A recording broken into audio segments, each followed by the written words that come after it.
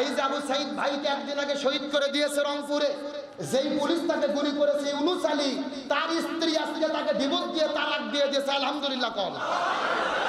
তার স্ত্রী বলতেছে তুমি কেন গুলি করলে নিরপরাধ মানুষের উপরে?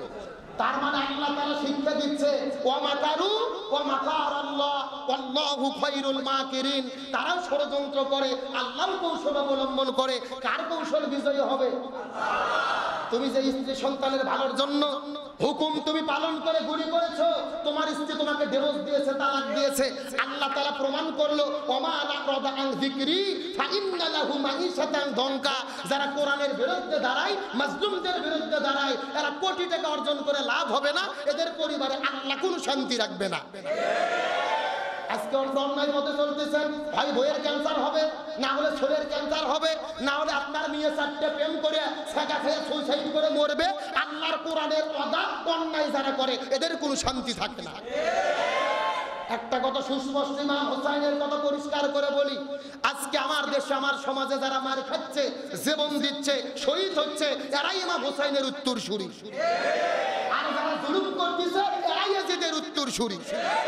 এখন আপনাদেরকে সিদ্ধান্ত নিতে হবে, আপনারা কি ইমাম হোসাইনের পক্ষে থাকবেন নাকি এজিদের পক্ষে থাকবেন, এই সিদ্ধান্ত আপনাদের। ইমানদারদের পক্ষে কে সাহায্য করে? এই আবু সাইদ ভাইকে শহীদ করা হয়েছে, একে কেউ চিনত না, আজকে তামাম পৃথিবী চেনে। রংপুরে একটা রাস্তার নাম করা হয়েছে আবু সাইদ চত্বর। আলহামদুলিল্লাহ কর। এমনকি রোকেয়া বিশ্ববিদ্যালয়ের গেটের নাম করা হয়েছে আবু সাইদ গেট। তার মানে বোঝা যাচ্ছে যে দিনের জন্য হকের পক্ষে থেকে জীবন দেয় তার সম্মানকে কে বৃদ্ধি করে? আল্লাহর কোরআন বলেছে ওয়ালা তাকুলু লিমান ইউকতালু ফি সাবিলিল্লাহি আমওয়াত বাল আহইয়াউ ওয়ালাকিন লা তাশউরুন। যারা দিনের জন্য, হকের জন্য, সত্য পথে থেকে জীবন দেয় এদেরকে তোমরা মৃত বলো না, বরং এরা জীবিত। এই যে আল্লাহর প্রমাণ কেমনে জীবিত হলো? ও শহীদ হয়েছে কিন্তু ওর নাম রাস্তায় রাস্তায় লেখা, চত্বর এলাকা। আমি বিশ্বাস করি সময় যদি পরিবর্তন হয় রোকেয়া বিশ্ববিদ্যালয়ের নাম রোকেয়া থাকবে না। আল্লাহর রহমতে সময়ের পরিবর্তন হলে রোকেয়া বিশ্ববিদ্যালয়ের নাম আবু সাইদ বিশ্ববিদ্যালয় হবে ইনশাআল্লাহ। যুগে যুগে ইমানদারদেরকে সম্মানিত করেছে আল্লাহ। আমাদের ইমানের পক্ষে থাকার তৌফিক দিক, বলেন আমিন। তাই হযরত ইব্রাহিম আলাইহিস সালামের জন্য অগ্নিকুণ্ড কারবালা, আর মুসা নবীর জন্য লোহিত সাগর কারবালা, ইউসুফ নবীর জন্য জেলখানা কারবালা। আমার প্রিয় বন্ধুগণ, মুসলমান ভাইরা গভীর মনোযোগ। আমি আপনাদের আর বেশি কথা বলবো না, একটা মেসেজ আপনাদেরকে দেওয়ার পরে বিদায় নিয়ে চলে যাওয়ার চেষ্টা করব। কথাগুলো সুন্দর করে বোঝার চেষ্টা করবেন। আমাদের নবীজি দিনের দাওয়াত দেওয়ার কারণে ওই তায়েফের ময়দানে যখন চলে গেল, নবীজি দিনের দাওয়াত দেওয়ার কারণে আমাদের নবীজিকে তায়েফের ময়দানে পাথর মারা শুরু করে দিলেন। ওই কাফেরের বাচ্চা নবীজিকে পাথর মারা শুরু করেছে। নবীজি পাথরের আঘাত খাইতে খাইতে মাটির মধ্যে পড়ে গেছে।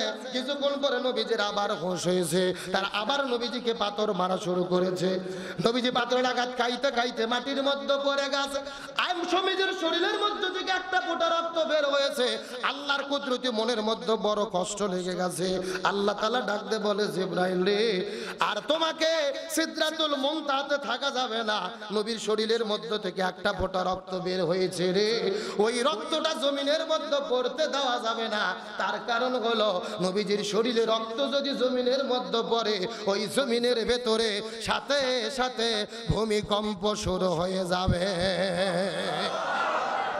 আমি নবী না চিনিলাম, কি ভুল করিলাম। আমি নবী না চিনিলাম, কি ভুল করিলাম। ভস্মে ঢালিলাম ঘি, মানুষ হইয়া জন্ম লইয়া মানুষের করিলাম কি। আমি মানুষ হইয়া জন্ম লইয়া মানুষের করিলাম কি। সবাই দরুদ শরীফ পড়েন আল্লাহুম্মা।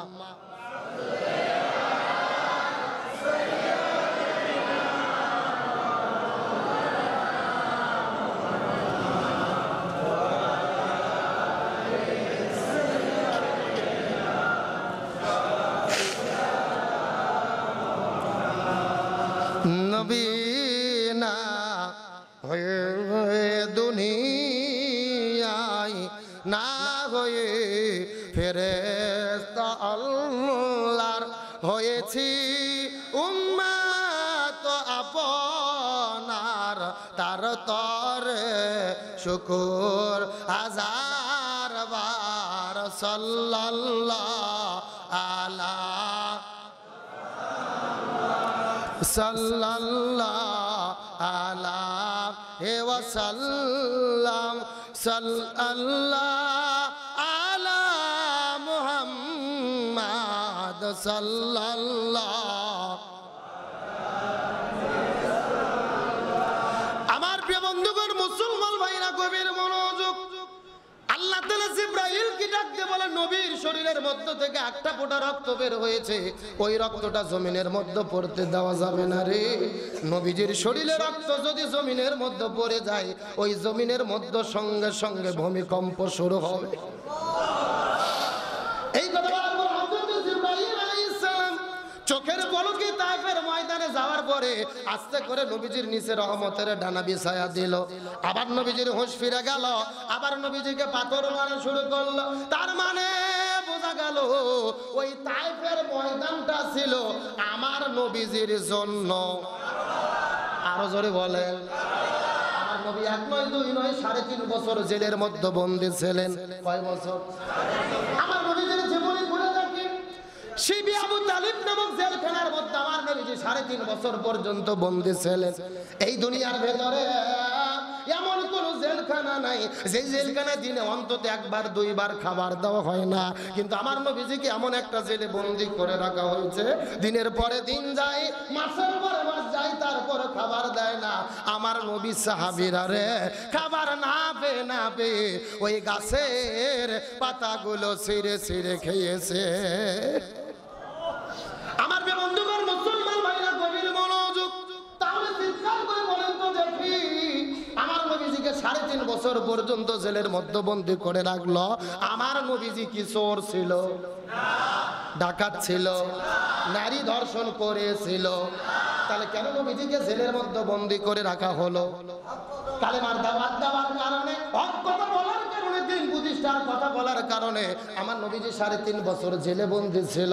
আর এখান থেকে বোঝা গেল, এই বাংলার জমিনে আপনি যদি ইমানদার মুসলমান দাবি করেন, হকের পক্ষে থাকেন, কোরআনের কথা বলেন, ইমানের কথা বলেন, আর জমিনে দিন প্রতিষ্ঠার কথা বলেন, আমাদের নবীর মতো মাঝে মধ্যে আপনাদের কেউ জেলে যাওয়া লাগতে পারে।